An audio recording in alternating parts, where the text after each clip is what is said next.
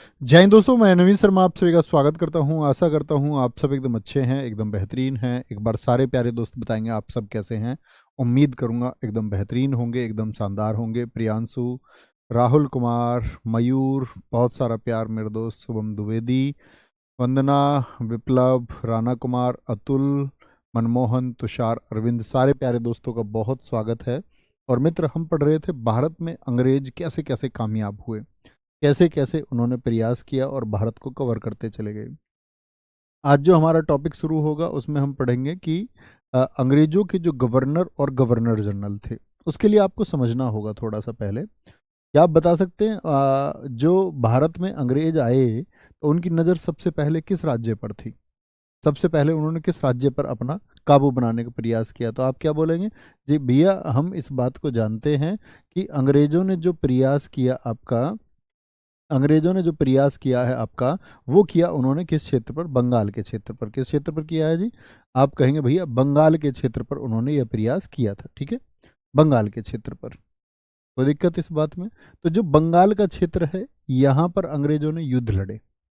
जैसे हम आपको बताएंगे आगे चल के, अभी प्लासी का युद्ध, बक्सर का युद्ध, ये बंगाल, बिहार, उड़ीसा में, तो इस क्षेत्र पर जीते। तो अंग्रेजों ने जब जीता इसको, तो जो ईस्ट इंडिया कंपनी है, ईस्ट इंडिया कंपनी को एक लीडर भी बनाना था, यहाँ पर एक मुख्य आदमी भी बनाना था। तो उन्होंने उसको कहा बंगाल का गवर्नर। ठीक है, क्या बोला? बंगाल का गवर्नर उसको उन्होंने कहा। गवर्नर का मतलब होता है राज्यपाल, यानी ये इसको लीड करेगा। पॉलिसी बनाने वाला सबसे प्रमुख पद ये होगा, सबसे बड़ी पोस्ट ये होगी। जब बंगाल का क्षेत्र बढ़ा, तो बंगाल के गवर्नर को क्या बना दिया गया? बंगाल का गवर्नर जनरल। गवर्नर जनरल, ठीक है। जब बंगाल का क्षेत्र बढ़ा, कैसे बढ़ा वो मैं आपको बताऊंगा। कैसे इसके अधीन मद्रास आ गया, ठीक है, यानी चेन्नई भी आ गया, तमिलनाडु तक ये पहुंच गए। तो फिर इसको बना दिया गया क्या? बंगाल का गवर्नर जनरल। ओके, इसको ब्लॉक करो, रोहन को। ये ऊपर जो है, ऊपर ऊपर ऊपर क्या नाम है इसका? निखिल। अभी तो दोस्त मैंने कुछ समझाया ही नहीं है, तेरा समझ में नहीं आया। इस माइंडसेट के साथ कैसे पढ़ाई कर लोगे? हैं, अच्छे बच्चे बनो। तो अंग्रेजों ने जैसे ही बंगाल, पहला राज्य कौन सा? बंगाल ही क्यों? क्योंकि दोस्त बंगाल में आपको अभी बताऊंगा आगे चल के कि बंगाल भैया खेती की दृष्टि से और व्यापार की दृष्टि से कलकत्ता सबसे प्रमुख नगर हुआ करता था।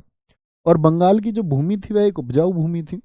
ठीक है, यहाँ पर देखेंगे। साथ में आपको पता ही है दक्षिण में यहाँ पर कौन थे? मराठे थे। इधर राजपुताना था आपका। तो सबसे अच्छा उनको लगता था कि भाई यहाँ पर आपस में झगड़े बहुत चल रहे थे, यहाँ पर बंगाल के जो नवाब हैं उनके आपस में झगड़े बहुत चल रहे थे, तो उनको अच्छा ऑप्शन वही लगा। तो बंगाल का गवर्नर जनरल। फिर और क्षेत्र बढ़ा इनका, तो बंगाल के गवर्नर जनरल को क्या बना दिया गया फिर? कौन दोस्त बताएगा? बंगाल के गवर्नर जनरल को फिर भारत का गवर्नर जनरल पद कर दिया गया। कौन बना, कैसे बना, इसकी बात बाद में करेंगे। पहले पोस्ट बताइए, मैं आपसे कभी भी पूछूं तो आपको पता होना चाहिए। बंगाल का भारत का गवर्नर जनरल। इसके बाद में क्या होगा? 1857 की क्रांति हुई एक।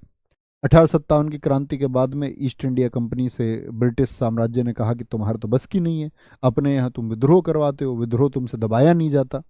ठीक है, विद्रोह तुमसे दबाया नहीं जाता। तो भारत के गवर्नर जनरल को फिर क्या बोलेंगे, 1857 की क्रांति के बाद में भारत का वायसराय कर दिया गया।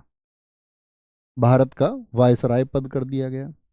और जब भारत स्वतंत्र होगा तो फिर से भारत का क्या कर दिया गया? गवर्नर जनरल कर दिया गया। पहले ये क्रम जान लीजिए फिर से। ठीक है, जब भारत आजाद हुआ, 1947 की बात मैं आपको बता रहा हूँ।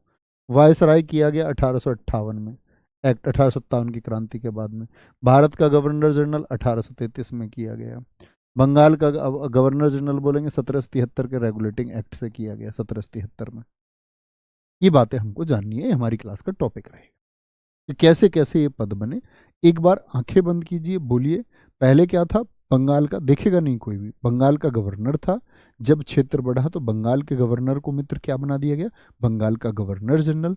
और बंगाल के गवर्नर जनरल को फिर संपूर्ण जब भारत में इनका साम्राज्य हुआ तो भारत का गवर्नर जनरल कहा गया। 1857 की क्रांति में जब ईस्ट इंडिया कंपनी का फेलियर हुआ अभी आप पढ़ेंगे उसको, तो उसके फेलियर को उन्होंने बोला कि अब क्या होगा कि अब वायसराय नहीं होगा, अब क्या होगा आपका सिर्फ अब गवर्नर जनरल नहीं होगा, क्या होगा अब वायसराय होगा, ठीक है। और वायसराय के बाद में फिर उसको भारत का गवर्नर जनरल बना दिया गया। इतनी बात समझे? ये हमारी क्लास का टॉपिक रहेगा आज का। यहां देखिए ध्यान से, बंगाल का पहला गवर्नर कौन बना? ठीक है, रॉबर्ट क्लाइव बना। कौन बना? रॉबर्ट क्लाइव बना। और रॉबर्ट क्लाइव बना आपका 1757 में, 1757 में बना, ठीक है, पहली बार। कब से कब तक रहा ये बात बाद में करेंगे। क्या बोलोगे? इसके बाद में बंगाल का पहला गवर्नर जनरल, पहले क्या है गवर्नर, गवर्नर को मैंने बताया क्या बना दिया गया बाद में, गवर्नर जनरल, जब इनका साम्राज्य बढ़ा, ठीक है। और गवर्नर जनरल कौन बना? हेस्टिंग्स बना। किस एक्ट से बना? तो आप कहेंगे 1773 के रेगुलेटिंग एक्ट से। रेगुलेटिंग एक्ट से, किससे को बोलते हैं? रेगुलेटिंग एक्ट, रेगुलेटिंग एक्ट, ठीक है। भारत का पहला गवर्नर जनरल कौन है? बेंटिंग 1833 के अधिनियम से बना। अधिनियम बोले तो एक्ट।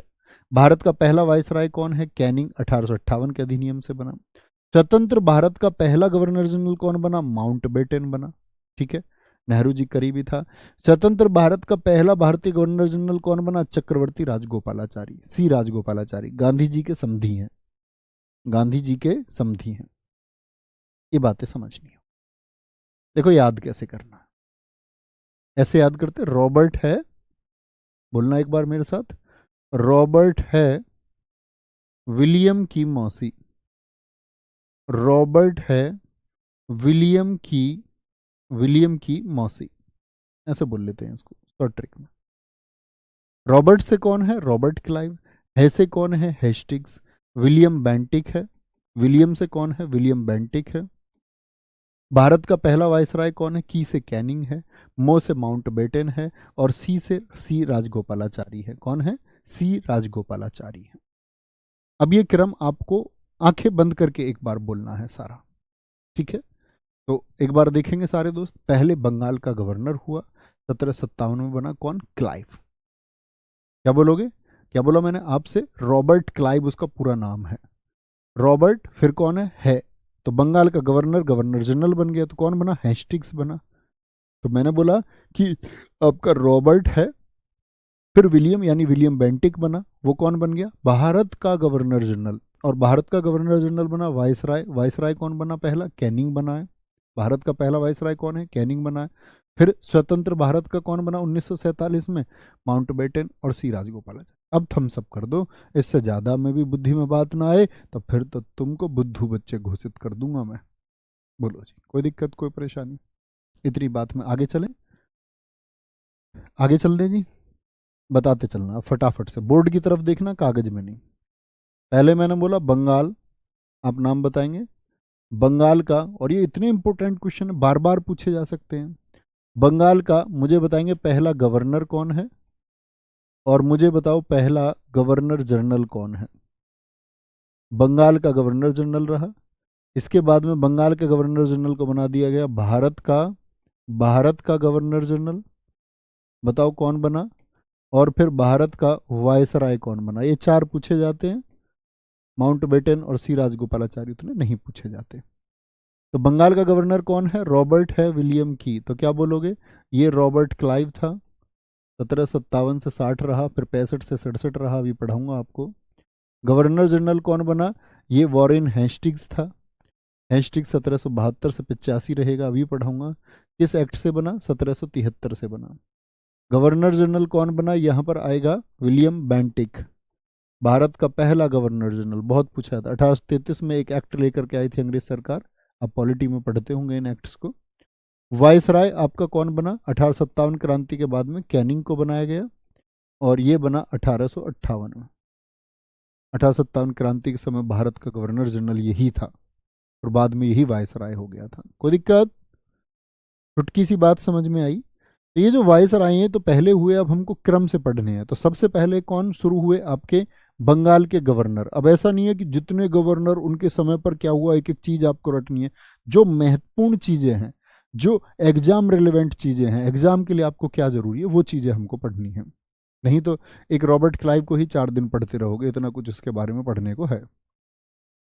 रॉबर्ट क्लाइव कब बना? 1757 से 60। कितने साल तक रहा बताएं? तो यहां पर 3 साल रहा, और बाद में एक बार फिर से बना 1765, जब बक्सर का युद्ध हो गया उसके बाद फिर से बना। भारत पर अंग्रेजी शासन का जन्मदाता कौन है? रॉबर्ट क्लाइव है। बहुत इंपॉर्टेंट बात है, ठीक है। क्योंकि अंग्रेजी शासन का जन्मदाता क्यों? क्योंकि इसने दोस्त प्लासी का युद्ध अंग्रेजों को जिताया। अब ये प्लासी के युद्ध में क्या हुआ दरअसल में, क्या आप बता सकते हैं प्लासी कहां पर है? प्लासी के युद्ध के बारे में आपको थोड़ी सी जानकारी मैं दे देता हूं। प्लासी आपका कहां पर स्थित है? पश्चिम बंगाल में। मैंने कहा अंग्रेजों की जो नजर थी वो कहां पर थी? वेस्ट बंगाल में।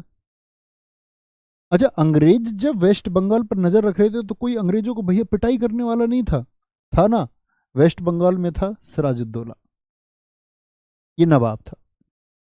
अंग्रेज सरकार इसके अपने जो पैर थे वो जमाना चाहती थी बंगाल में, लेकिन सिराजुद्दौला कोई हल्का फुल्का आदमी नहीं था, क्रूर था अंग्रेजी शासन को लेकर के, अंग्रेजों को बहुत पीटा उसने। इसके समय पर एक घटना हुई, सिराजुद्दौला के समय पर, मैं आगे पढ़ाऊंगा आपको, 20 जून 1756 को। कितने बच्चे जानते हैं कौन सी घटना? ब्लैक हॉल घटना। ब्लैक हॉल घटना,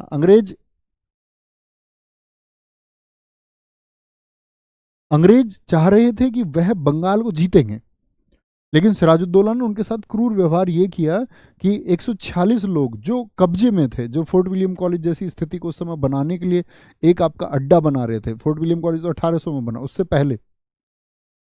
तो इसने आक्रमण करके यहां पर 146 लोगों को, सिराजुद्दौला ने 146 अंग्रेजों को बंद कर दिया। 146 अंग्रेज बंद कर दिए एक कोठे में, 14 बाई 18 फीट की एक कोठरी में, ऐसे भर दिए लोग। सुबह कमरा खोला तो सब मर गए, बस 23 जिंदा थे, 23। अंग्रेज सरकार भड़क गई उसके खिलाफ। तो अंग्रेजों ने पहला टैकल जो किया वो सिराजुद्दौला को किया। तो यहां पर इसीलिए हम पढ़ते हैं कि भारत में अंग्रेजी शासन की जो शुरुआत हुई है वो प्लासी वॉर से हुई है। प्लासी कहाँ है? पश्चिम बंगाल में। और 23 जून 1757 को यहां पर एक युद्ध हुआ, 23 जून 1757 को, जिसमें एक तरफ था क्लाइव, क्लाइव था, और एक तरफ था आपका, ये नोट मत बनाना इसका, ये सब कुछ मिलेगा आपको। क्लाइव के खिलाफ में था आपका सिराजुद्दौला। दोनों एक दूसरे के आमने सामने हुए। क्या दोनों की कोई टक्कर थी? अगर मैं आपको बताऊं कि ये जो क्लाइव है ना, इसके पास तो दरअसल में इस युद्ध में थे ही नहीं कुछ, मात्र 900 कुछ सैनिक थे इसमें, 900 सैनिक। और इधर सिराजुद्दौला के पास जो सेना है वो 50,000 की सेना है। युद्ध था ही नहीं दरअसल में, कोई वॉर लड़ाई है ये 900 वर्सेस 50,000। अब ऐसा तो है नहीं सारागढ़ी की तरह सिख लोग थे या गुरु गोविंद सिंह के पुत्र थे। चमकौर का युद्ध लड़े सन 1704 में, 40 लोगों ने 1 लाख मुगलों को काट दिया, जिसको संभवतः गलत बताया गया, कहा कि उनकी संख्या, लेकिन 10,000 तो निश्चित है, 10,000 लोग उन्होंने मारे थे। लेकिन यहां ऐसा नहीं हो सकता था, ये अंग्रेज है, ये लड़ाके नहीं थे इतने बड़े, ये तो कूटनीतिक लोग थे। तो सिराजुद्दौला के यहां पर जो लोग थे जो इसको एम्पावर करते थे, जगत सेठ यानी जो इसको शक्ति देते थे, अमीचंद इसका सेनापति था, मीर जाफर, इन लोगों को अंग्रेजों ने यानी कि क्लाइव ने अपनी तरफ मिला लिया, क्योंकि जगत सेठ की बेइज्जती हुई थी। अमीचंद को पैसे देने का वादा किया गया कि 1 करोड़ नगद देंगे सिराजुद्दौला हारेगा। मीर जाफर को यह प्रॉमिस किया गया कि तुम कब तक नौकरी करोगे सेनापति की, तुम अगर जीतते हो तो तुमको बंगाल का नवाब बनाएंगे। तो उसकी जो सेना लड़नी थी वो लड़ ही ना पाई, क्योंकि कमांडर नहीं है और जो सेठ जो पैसा देते थे वो लोग नहीं है, तो बायकॉट कर गए ये सब लोग, यानी उसकी जो सेना है वो तो लड़ी ही नहीं है युद्ध। और इसमें जनहानि सोचो, कुल 50 लोगों की मौत हुई इस प्लासी के युद्ध में, 50 अंग्रेज मारे गए इसमें, अंग्रेजों की इतनी हानि मात्र हुई। सिराजुद्दौला की सेना से इसमें 400 लोग लगभग मारे गए। कहने का मतलब है, और सिराजुद्दौला को बीच युद्ध में पता चल गया कि मैं इस युद्ध को हारूंगा, क्योंकि षड्यंत्र मेरे साथ हो चुका है और भैया ये क्या हो गया कि इन लोगों के, इसको सिराजुद्दौला को तो ये कहते हैं, एक इतिहासकार हैं पणिक्कर, उनका कथन है कि सिराजुद्दौला को तो उसके सेठ और उसके सेनापति ने चंद रुपयों की खातिर अंग्रेजों को बेच दिया। धोखा हुआ, और उस धोखे में मौका मिला किसको? क्लाइव को, भारत में अंग्रेजी शासन की शुरुआत करने का। बात समझे? कोई दिक्कत, कोई परेशानी? वापस आते हैं अपनी बात पर। तो प्लासी का युद्ध 1757 किसके समय हुआ था? क्लाइव के समय हुआ। आपको सिर्फ इतना याद करना है। बंगाल में द्वैध शासन लागू हुआ, ये 1765 में, इसके दूसरे शासनकाल में लागू हुआ। 1765 में शुरू हुआ था और 1772 में ये खत्म हुआ था। इसमें क्या था दरअसल में? दो तरह का शासन। द्वैध का मतलब क्या होता है? डुअल, दो तरह का शासन। अब दो तरह के शासन में क्या था कि जितने भी, अगर मैं बात करूं, एक तो नवाब था, बंगाल का कौन था? नवाब था। और जो ये नवाब व्यक्ति है, इसको काम दिया गया कि ये बंगाल में शांति व्यवस्था रखेगा, शांति व्यवस्था रखेगा, और जितने भी शांति व्यवस्था के साथ में जितने भी फौजदारी के मामले होंगे, यानी न्याय के मामले होंगे, कोई क्राइम होता है उसका मामला होगा, तो उसको नवाब सेटल करेगा। लेकिन जो टैक्स वसूल करा जाएगा, जो लगान वसूल करा जाएगा, उसको ईस्ट इंडिया कंपनी करेगी। कौन करेगी? ईस्ट इंडिया कंपनी करेगी। और इन मामलों के अलावा अन्य कोई न्याय की बात है, उसको भी ईस्ट इंडिया कंपनी। यानी शासन करने वाली यूनिट कितनी हो गई, बताएंगे जरा? शासन करने वाली यूनिट कितनी हो गई, बताएंगे फटाफट से? तो शासन करने वाली यूनिट कितनी हो गई, बताएंगे एक बार? आप कहेंगे नवाब भी है जी जो शांति व्यवस्था को देख रहा है वहां पर, क्योंकि एक समझौता होगा। इलाहाबाद की संधियों के द्वारा यह तय हुआ था। इलाहाबाद की संधि तब हुई जब बंगाल के नवाबों को 1764 में बक्सर के युद्ध में इन्होंने बुरी तरह हरा दिया, और पूरे बंगाल के नवाब इनकी कठपुतली बन गए। तब इन्होंने उनके ऊपर यह द्वैध शासन लागू किया कि नवाब तुम यहां पर शांति व्यवस्था बनाओगे, और जो टैक्स वैक्स वसूलना वो हम वसूलेंगे। तो दो तरह के शासन, इसको बोलते हैं हम, बंगाल में द्वैध शासन लागू हुआ। ये सब मैं आपको पढ़ाऊंगा, इलाहाबाद की संधियों में क्या हुआ था, कैसे हुआ था। अभी सिर्फ इतना जाने। ब्रिटेन जाकर के इसने आत्महत्या कर ली, क्योंकि कहते हैं इस पे इतना आरोप लगा कि लोगों ने इसका जीना मुश्किल कर दिया। तो आपसे क्वेश्चन पूछा जाएगा, रॉब कौन सा ऐसा बंगाल का गवर्नर है जिसने वापस ब्रिटेन जाकर आत्महत्या कर ली थी? कहते लगभग ये भारत से 400 करोड़ की संपत्ति लेकर लौटा। लोगों ने इस पर बड़े प्रश्न चिन्ह लगाए, वहां की संसद में प्रश्न चिन्ह बने कि इसने ईस्ट इंडिया कंपनी को बर्बाद कर दिया, ये पैसा लेके कमा के, और ये बिल्कुल भ्रष्ट आदमी था क्लाइव। मतलब इसने जो कुछ भी किया अपनी जेब के लिए किया, उसमें ईस्ट इंडिया कंपनी का कुछ भला हो गया तो ठीक है। तो कहते हैं इसने उस टॉर्चर में आत्महत्या कर ली थी। तो ये इतनी बातें याद रखेंगे, ठीक है। इसके बाद में एक हॉलवेल रहा 1760 में। ये हॉलवेल उन्हीं एक आदमियों में से है जिनमें सिराजुद्दौला ने जो 146 लोग बंद किए थे ना, उनमें से एक ये भी है। ये जिंदा बच गया था, यानी ऐसे समझो 23 जिंदा लोगों में से एक ये है। ब्लैक होल की घटना का जिक्र अपनी किताब में किस गवर्नर ने किया? हॉलवेल ने। वेंसी टार्ट, बक्सर का युद्ध किसके समय पर हुआ था? वेंसी टार्ट के समय, मोस्ट इंपोर्टेंट। अब यहां पर क्या हुआ देखो, अंग्रेजी शासन की शुरुआत हुई प्लासी के युद्ध से। किससे? प्लासी के युद्ध से। प्लासी कहां पर है? बंगाल में। बक्सर का युद्ध, बक्सर कहां पर है आप मुझे बताएंगे? बक्सर आप कहेंगे बिहार में है। और अंग्रेजों ने यहां पर एक वॉर लड़ा, जिसको हम कह सकते हैं आपका 23 या 22, दोनों डेट मानी जाती हैं, 22 और 23 अक्टूबर 1764, 2 दिन चला है।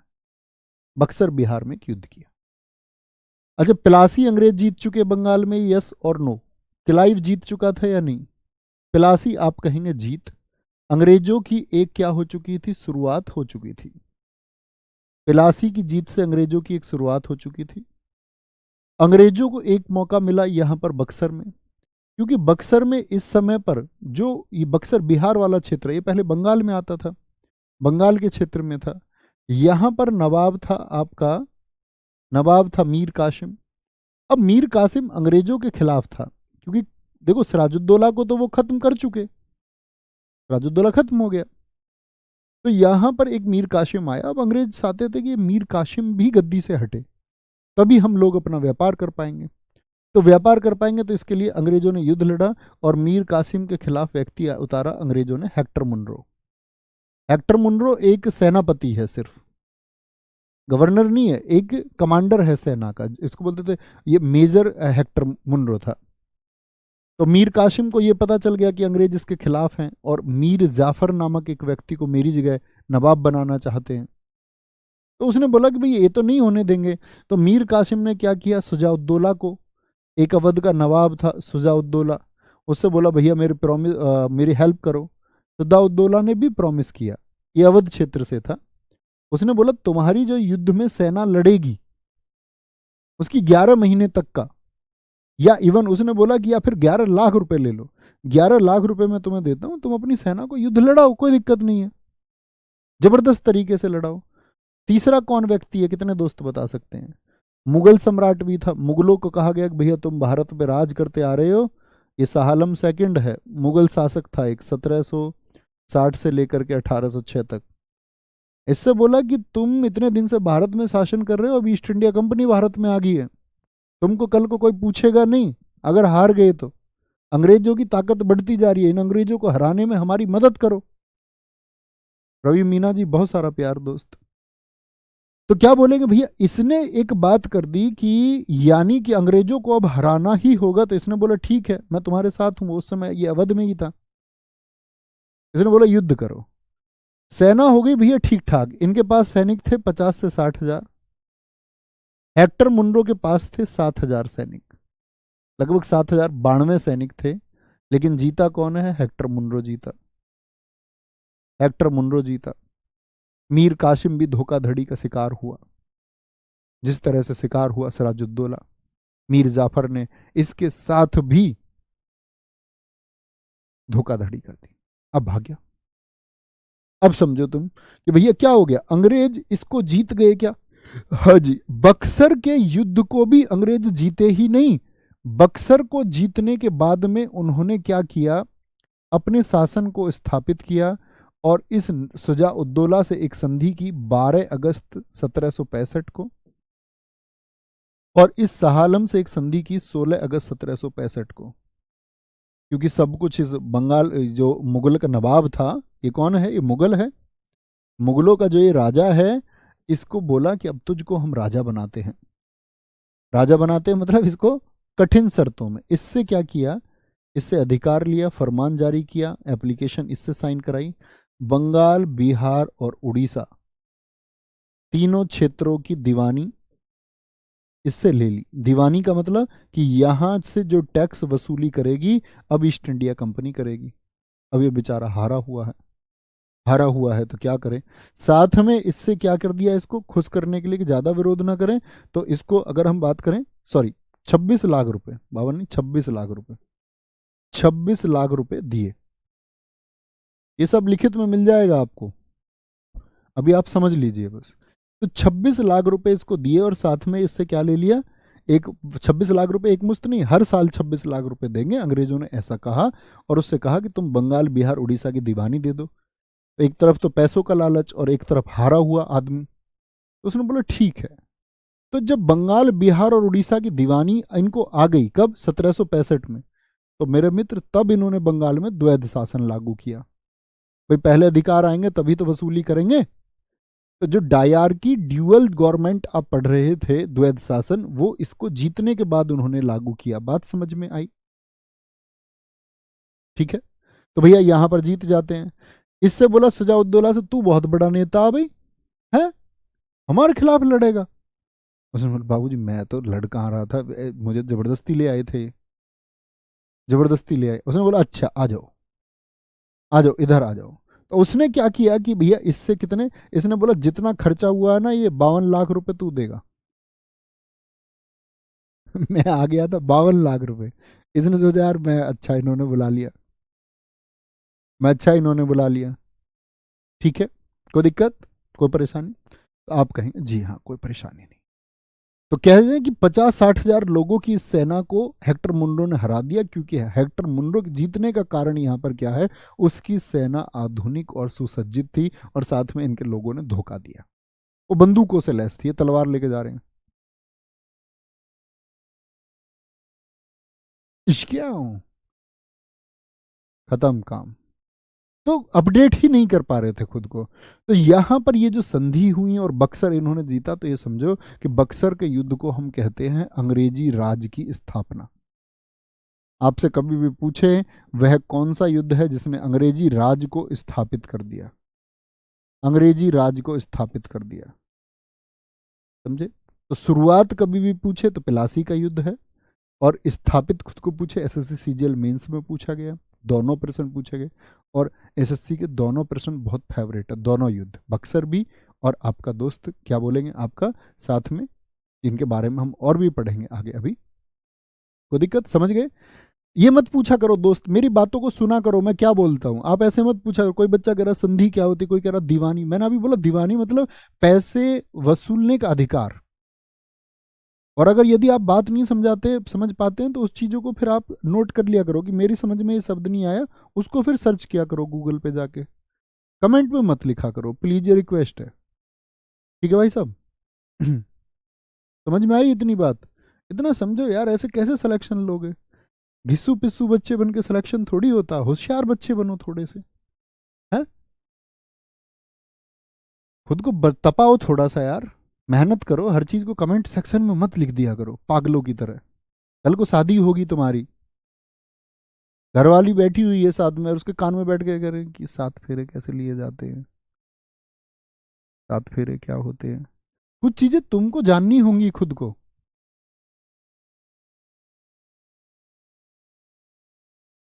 वो पंडित जी कह रहे हैं कि हवन में वो डालना होगा थोड़ी देर में, ये हवन में सामग्री क्यों डालते हैं, हर चीज नहीं पूछ लेनी है, वो आपको सर्च करनी होंगी चीजें, क्यों, उसका क्या महत्व है। ऐसा नहीं है कि हर चीज को पूछ लोगे, नहीं तो लोग तुमको पागल सिद्ध कर देंगे फिर। और पागल नहीं होना है, इंटेलिजेंट होना है, ठीक है? अपने स्टूडेंट हो तो इंटेलिजेंट बनो। पता चले ज्यादा पागल हो गए। बक्सर का युद्ध किसके समय पर हुआ? वेंसीटाट के से। कार्टियर, बंगाल में भीषण अकाल पड़ा इसके समय पर, ये आपको याद नहीं करना है। जो मैंने इंपोर्टेंट लिख दिया वो याद करना, जिस पे इंपोर्टेंट नहीं लिखा तो मत याद करना, ठीक है? वॉरेन हेस्टिंग्स 1772 से 1773 तक ये रहा पहले आपका अंतिम गवर्नर। क्योंकि दोस्त मुझे बताओ, हेस्टिंग्स पहला गवर्नर जनरल है कि नहीं है? यस और नो? ये बंगाल का, मैंने आपको बंगाल का पहला गवर्नर जनरल ये बताया था या नहीं? आप कहेंगे जी भैया आपने बताया था। तो जब बंगाल का पहला गवर्नर जनरल ये बन गया, तो गवर्नर जनरल तो कब बना? 1773 में। तो 1772 में क्या रहा होगा ये बताओ जरा। तो बंगाल का जो गवर्नर जनरल है वो पहले क्या होता था? वो बंगाल का गवर्नर होता था। तो 1 साल तो ये गवर्नर ही रहा ना, अंतिम, ठीक है? 1773 के रेगुलेटिंग एक्ट से बंगाल का गवर्नर अब बंगाल का गवर्नर जनरल होगा, ये एक्ट आ गया। और बंगाल का पहला गवर्नर जनरल बन गया हेस्टिंग्स। 1 साल गवर्नर रहा और फिर उसके बाद में भैया 12 साल रहा गवर्नर जनरल, ठीक है मित्र? बंगाल में द्वैध शासन इसी ने खत्म किया। मुझे बताओ द्वैध शासन लागू किसने किया था? दो, द्वैध शासन। आप बोलोगे कलाइव ने। कलाई कितनी होती है हमारी? कलाई होती है दो। कलाई कितनी होती है? दो।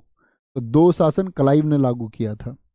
क्या बोलोगे? हेस्टिंग्स ने खत्म कर दिया उसको। 1784 में एशियाटिक सोसाइटी की स्थापना विलियम जोन्स ने किसके समय पर की? हेस्टिंग्स के टाइम पर। अब ये एशियाटिक सोसाइटी क्या है तुम समझना।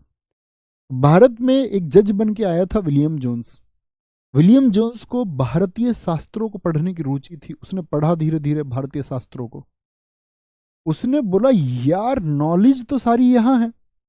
तो उसने क्या काम किया कि भारत की जो ग्रंथ हैं, जो बुक्स थी, उनको ट्रांसलेट करवाना शुरू किया। उसने बोला इनको ट्रांसलेट करवाओ। जैसे अभिज्ञान शाकुंतलम पहला ऐसा ग्रंथ है जिसको किसी यूरोपीय भाषा में अनुवादित किया गया। तो ये विलियम जोन्स था। एशियाटिक सोसाइटी बहुत इंपॉर्टेंट है, ठीक है? ये हम सब पढ़ेंगे भी अलग से भी, अभी दोबारा भी आएंगे, निश्चिंत रहना। संस्कृत महाविद्यालय की स्थापना, लेकिन मैं उस टाइम आपसे पूछूंगा तो आप कहना 1784 भैया, ठीक है? संस्कृत महाविद्यालय की स्थापना, ठीक है? जोनाथन डंकन, पढ़ाई के अलावा जो कोई जो बात करे नहीं, जो कह रहा तुम्हारा घर कहाँ है इसको ब्लॉक करो, इनको उड़ा देकर यार। ऐसे ये आज नहीं पढ़े हैं, ये कल नहीं पढ़े, इनका सिलेक्शन कभी नहीं होना। सुन रहे हो तुम? नहीं, ना पढ़ने वालों। हाँ, तुम्हारा इलाज है मेरे पास में। कहते ना, लातों के भूत बातों से नहीं मानते। गोलू रंजन कह रहे गुरुजी शादी ब्याह के उदाहरण मत दिया करो, अच्छा नहीं लगता, और हंस रहे हैं। वेरी गुड यार, उदाहरण तो कम से कम दे लेने दो। रह ऐसे समझो, क्या कहते हैं उसको, ले दे के अपने पास तो उदाहरण ही बच रहे हैं और कुछ है नहीं। आएंगे मित्र। 1784 में पिट्स इंडिया एक्ट आया, एक अंग्रेज सरकार लेके आई, आप पॉलिटी में पढ़ेंगे। पिट्स इंडिया एक्ट दरअसल में ब्रिटेन के प्रधानमंत्री विलियम पिट द यंगर ने बनाया था। इसमें कंपनी में द्वैध शासन लगा था, यानी एक कंपनी बनाया गया था, बोर्ड ऑफ कंट्रोलर्स। अगर आपने पढ़ा हो पॉलिटी, आप पढ़ चुके होंगे, पुराने छात्र हैं अवतार बैच वाले, उन्होंने पॉलिटी में पढ़ा होगा। बोर्ड ऑफ कंट्रोलर वो बना था आपका राजनीतिक मामलों के नियंत्रण के लिए, जिसमें 6 सदस्य होते थे। एक बना था बीओडी, बोर्ड ऑफ डायरेक्टर्स, जो व्यापारिक मामलों के लिए था, जिसमें 24 सदस्य थे। एक तो राजनीतिक मामलों के लिए और व्यापारिक मामलों के लिए। उस दो तरह से बांटने के लिए कंपनी के शासन को एक पिट्स इंडिया एक्ट आया, या पॉलिटी में पढ़ेंगे, ठीक है। बंगाल गजट 1780 में आया। बंगाल गजट भारत का पहला उस समय का अखबार है 1780 का। क्या बोलोगे? ये जेम्स ए हिक्की एक व्यक्ति हैं, जेम्स अगोस्टस हिक्की।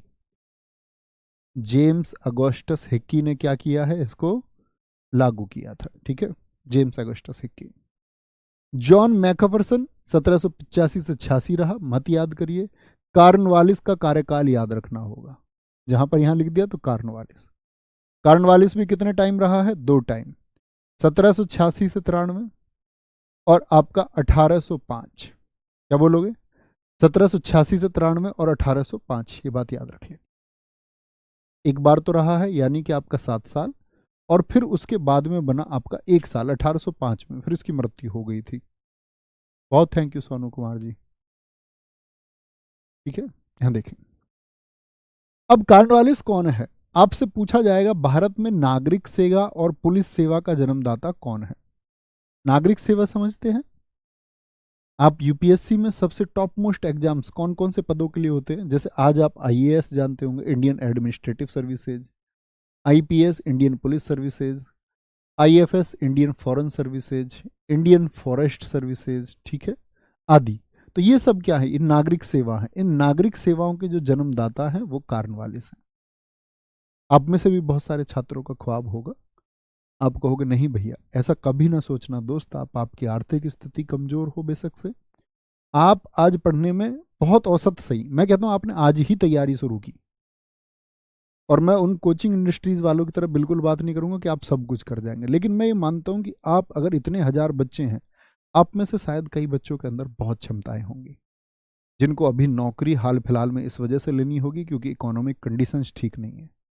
इसका मतलब बिल्कुल नहीं है कि एसएससी जीडी या यूपीएसआई की तैयारी करने वाला कोई छात्र यूपीएससी का एग्जाम नहीं दे सकता।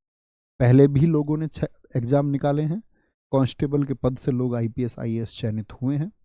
आप अपने अंदर वो पोटेंशियल बचा के रखना, बेवजह का ख्वाब मत देखना कि अभी आप हिंदी के शब्दों को लिखने में दिक्कत कर रहे हैं और हिंदी माध्यम से आप यूपीएससी करना चाहते हैं, ये गलत चुनाव होगा।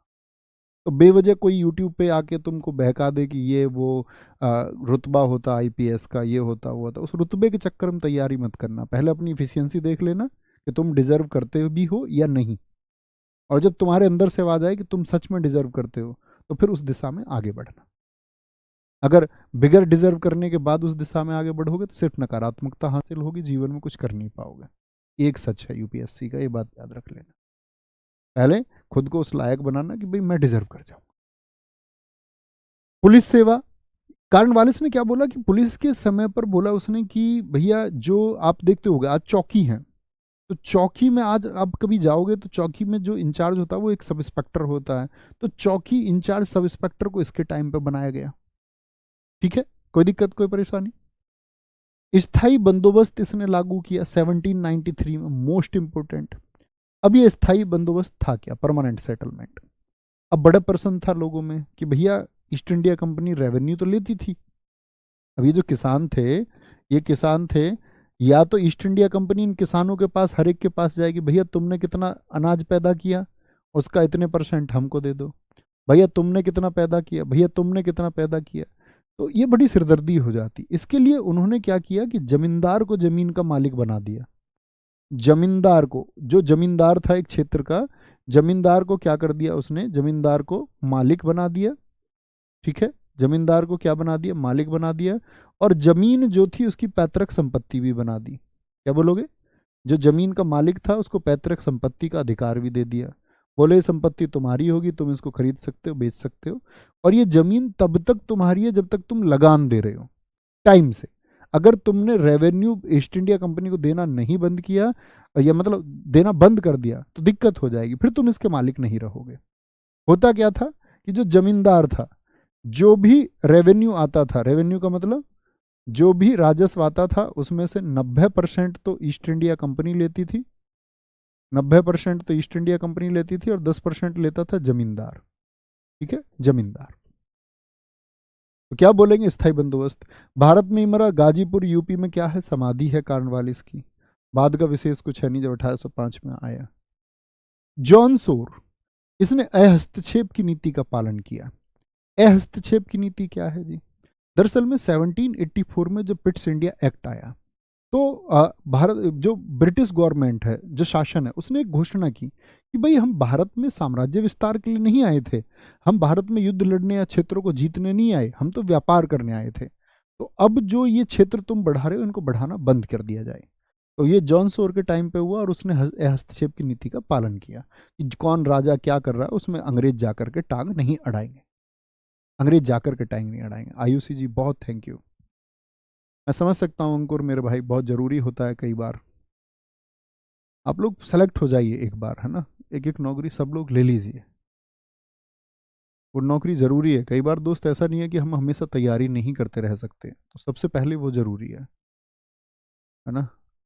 एक तो वो जुनूनी मेरे जो किसी वजह से बस नौकरी लेना चाहते हैं, और एक वो जिनको वर्दी का शौक है, इश्क है जिनको वर्दी से,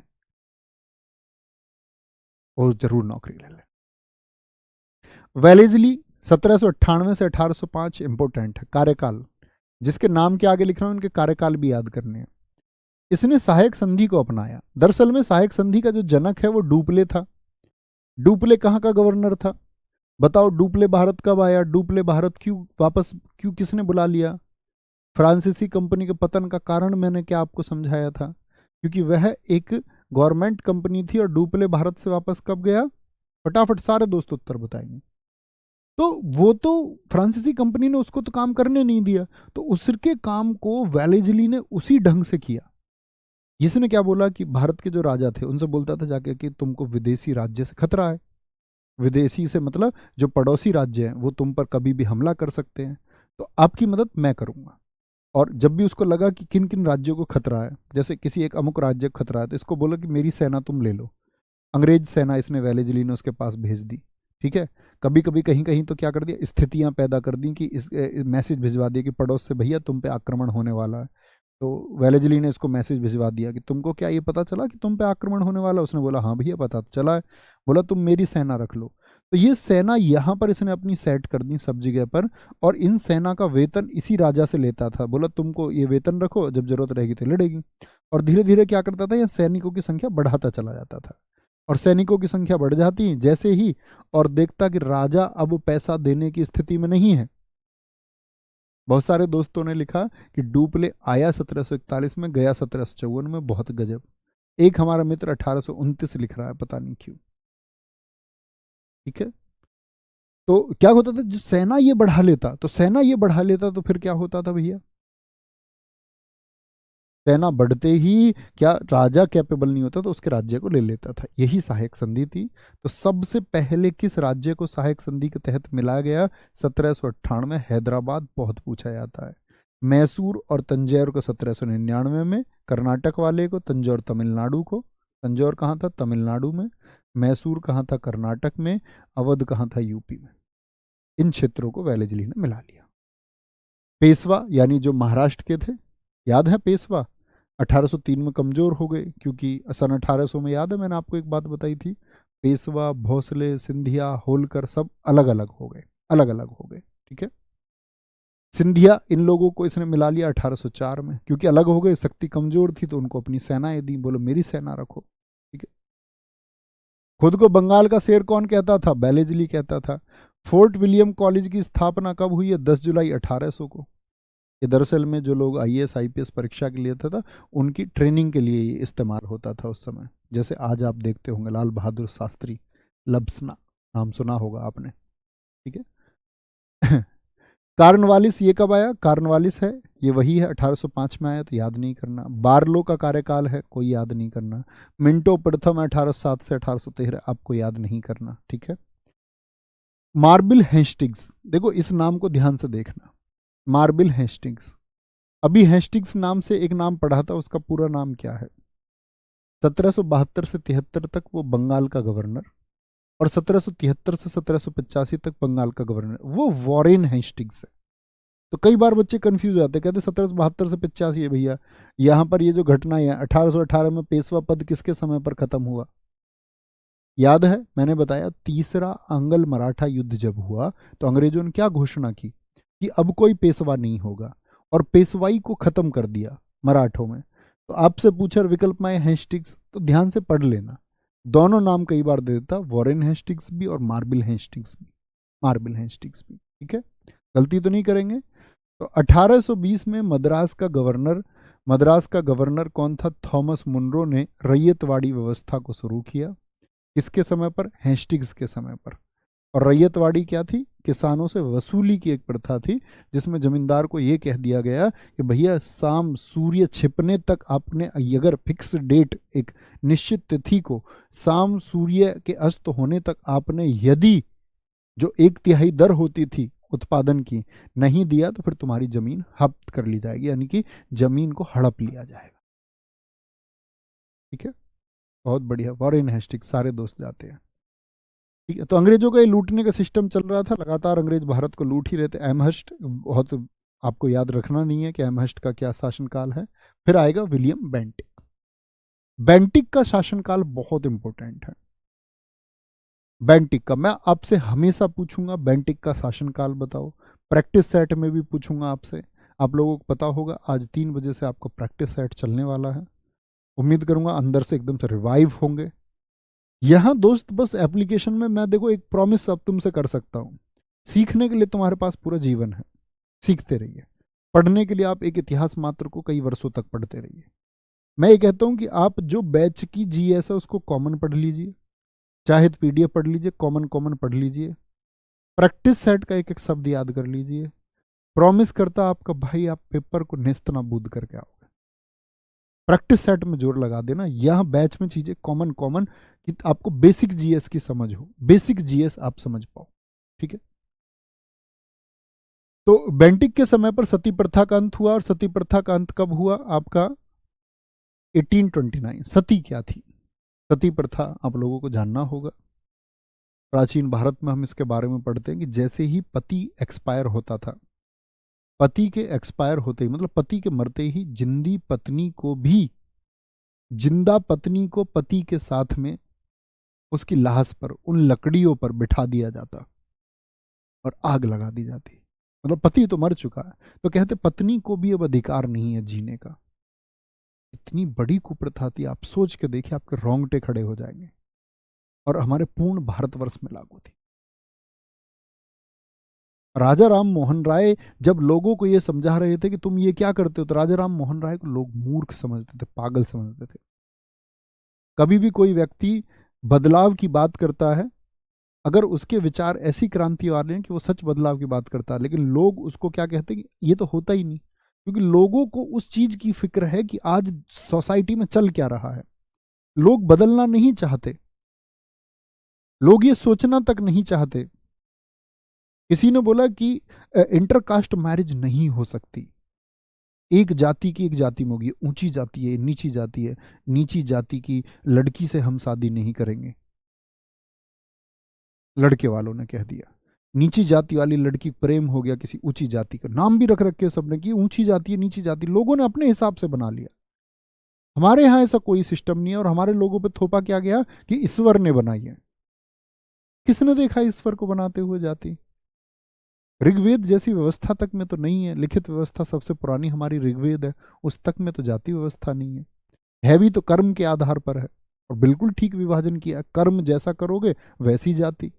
लेकिन आज हम लोगों ने क्या कर दिया उसको, जन्म के आधार पर, जन्म के आधार पर। ठीक है, तो क्या बोलेंगे, ये ऐसे ही दोस्त क्या कर दिया, उस सती प्रथा का अंत किया। राजा राम मोहन राय बंगाल में थे, उन्होंने प्रयास किया। बहुत सारी प्रथाएं आपको भी बदलनी होंगी, क्योंकि हम तुम सब लोग जिम्मेदार हैं दोस्त उस एक व्यवस्था के।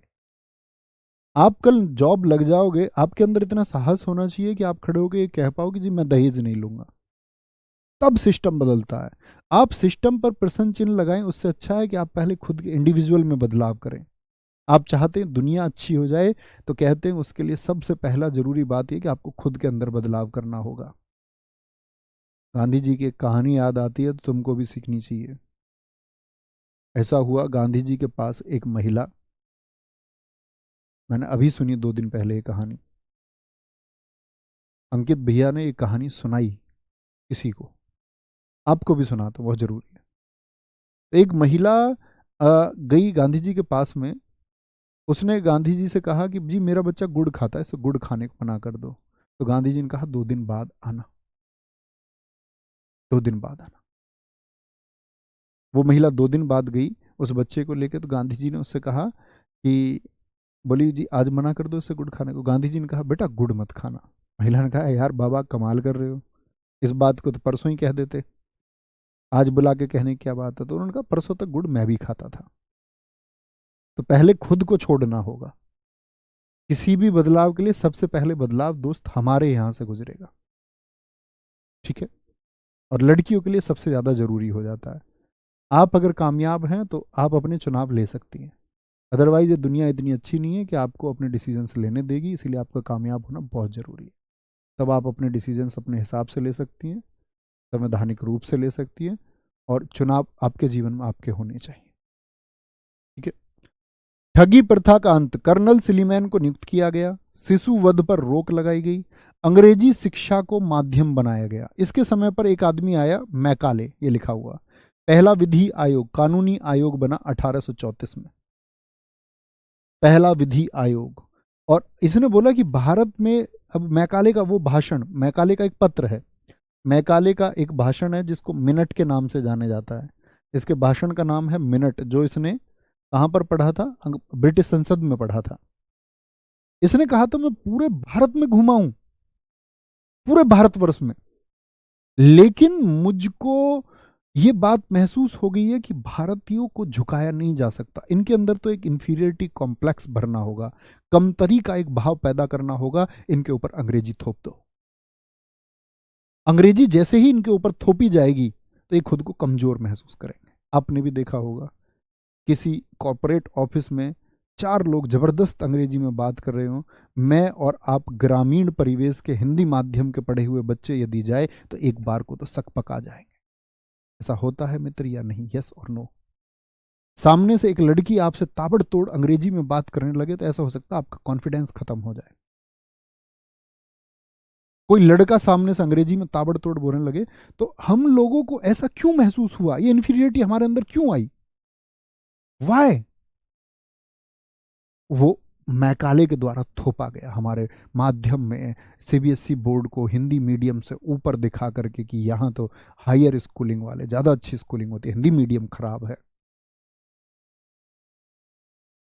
जबकि आपके अंदर साहस ये होना चाहिए कि कोई सामने से अंग्रेजी में बात करे।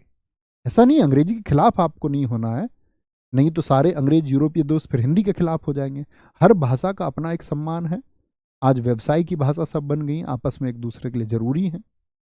लेकिन दोस्त आपको चीनी भाषा मंदारिन बोलनी तो नहीं आती होगी, जैपनीज तो आपको नहीं आती होगी, और सीख भी लोगे तो कितनी भाषाएं बोलना सीख लोगे, 8, 10, 12? इस दुनिया में लगभग 2200 भाषाएं हैं, तब भी छूट जाएंगी भाषाएं तो कुछ ना कुछ तो छूट जाएगा। आपके अंदर क्या कॉन्फिडेंस आना चाहिए एक, कि जी मैं आपकी बात समझ नहीं पाया, आप मुझे अपनी बात हिंदी में बता दो। साधारण आदमी के लिए बड़ा मुश्किल है, ऐसा भी हो सकता है सामने वाला उठा के भगा दे, कोई दिक्कत नहीं है। लेकिन दिक्कत तब आती है जब हमको नौकरी की जरूरत है, जब सामने एक अधिकारी से हम इस तरह की बात नहीं कर सकते। हाँ, नीरज चोपड़ा इस बात को कह सकते हैं क्योंकि वो देश के ओलंपियन है। उन्होंने पत्रकार से कह दिया कि मुझे तुम्हारी अंग्रेजी की बात, हम हिंदी में बात कर सकते हैं। तो वहां चल जाती, क्योंकि उनका बड़ा पद है, लोग सम्मान भी करेंगे। दिक्कत ये होती है। लेकिन आप लोग उस चीज़ का चुनाव करें, और मतलब कमजोरी मत आया करो उस एक बात से। किसी की अंग्रेजी अच्छी है, सम्मान करो उनका, अच्छी बात है, लेकिन आप उनसे कह सकते हैं इस बात को, है ना। तो पहला विधि आयोग बना आपका मैकाले की अध्यक्षता में। यही विधि आयोग है जिसकी आधार पर बाद में फिर 1860 में आईपीसी बना। आईपीसी बोलते इंडियन पेनल कोड। कभी भी आप कोई क्राइम करोगे, क्योंकि मैं पढ़ाता था पहले इसको, कानून को, यूपीएसआई परीक्षा के लिए। आईपीसी, इंडियन पिनल कोड, इसको बोलते भारतीय दंड संहिता। भारतीय दंड संहिता, जहां पर बताया गया है सारा कि भाई आप कोई भी जो क्राइम करोगे उसके लिए क्या सजा होगी। हत्या के लिए, हत्या के प्रयास के लिए, ठीक है, वध के लिए, चोरी के लिए, डकैती के लिए, छेड़ने के लिए, स्त्री का पीछा करने के लिए, स्त्री को देखने मात्र के लिए, ठीक है। तो क्या बोलेंगे, भारतीय दंड संहिता। ये लागू हुई है आपका 1862 में। 1862 में। अब तो गवर्नमेंट इसमें बहुत सारे अमेंडमेंट करने वाली है। ये आधार इसी का है। तो सारे के सारे पनिशमेंट किस बुक में लिखे हुए हैं, आज तक वही फॉलो होती है, ठीक है। सुधार कई हुए हैं उसमें। और बाद में कि भाई अगर किसी पर, किसी ने कोई क्राइम कर दिया, चोरी कर ली, या किसी ने किसी को मारने का प्रयास किया, अटेम्प्ट टू मर्डर, जिसका पनिशमेंट बताया गया आपका 307, उसमें हड्डी वगैरह टूटती, 308 धारा। तो फिर पुलिस कार्रवाई करेगी ना, अरेस्ट करेगी या नहीं करेगी, बिल्कुल जी। तो उसके लिए सीआरपीसी है। सीआरपीसी बोले तो क्रिमिनल प्रोसीजर कोड। जज क्या कार्रवाई करेंगे, क्या सजा है, ठीक है, जज की कार्रवाई क्या होगी, पुलिस की कार्रवाई क्या होगी, क्रिमिनल प्रोसीजर कोड बोलते हैं इसको। हिंदी में बोलते हैं दंड प्रक्रिया संहिता। दंड प्रक्रिया संहिता। और ये 1973 का है। लागू हुआ था 1 अप्रैल 1974 को। लागू हुआ 1974 में। एसएससी बहुत पूछती है इन दोनों कोड से क्वेश्चन। किसी भी वर्ष का एसएससी का एग्जाम आप उठा के देख लो, आपको सीआरपीसी कब लागू हुई और आईपीसी कब लागू हुई, या भारतीय दंड विधान कब का है, 1860 का है, दंड प्रक्रिया संहिता कब की है, ये सब पूछे जाते हैं। तो कल की क्लास को हम यहाँ से कंटिन्यू करेंगे, ठीक है। इतिहास को बस जानते भर रही है दोस्त, इतने बड़े प्रश्न नहीं आने यहाँ से। आपको मुश्किल से 2 से 3 क्वेश्चन आएंगे, आप बना के आ जाओगे। तो ये बात याद रख लीजिए, जो बातें मैं आपको सिखाता हूँ उनको अप्लाई करने का प्रयास करो, आपको सही लगे, बाकी आपकी अपनी चॉइस, आपका अपना जीवन है। मेरी चीज़ों को ऐसा नहीं है कि तुमको अप्लाई ही करना है, ठीक है। आप अपने तरीके से अच्छा चुनाव कर सकते हैं, मुझसे भी बेहतरीन चुनाव आप कर सकते हैं, ये मैं मानता हूँ। ओके, तो मिलेंगे मित्र आपका 3 बजे, और ज़बरदस्त तरीके से आप सबका इंतज़ार रहेगा। और बस उस प्रैक्टिस सेशन को मेरे कहने से करते रहना, और गजब करेंगे। एग्ज़ाम के बाद की आवाज़ हमेशा आई है और हमेशा आती रहेगी। जब तक, मैंने कहा ना, पेन हाथ में है, तब तक कमाल करते रहेंगे। थैंक यू, नमस्ते, मिलते हैं कल। जय मां सरस्वती, वंदे मातरम। जय हिंद, जय भारत।